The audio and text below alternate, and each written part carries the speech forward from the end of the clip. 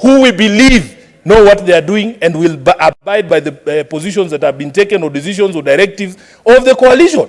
But if you are going there, today you are bearing the T-shirt of Azimio, but when you get there, you're going to score on goals. Senator Sifuna, let me get you correctly.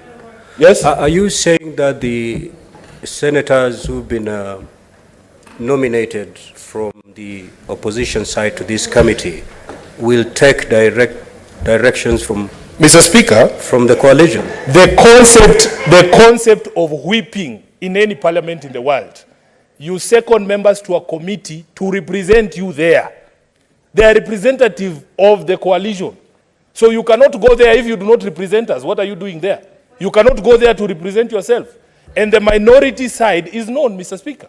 So for us, really, we want and it is not the Jubilee Party that has taken this decision, because as I know, the Jubilee Party is still a member of the coalition.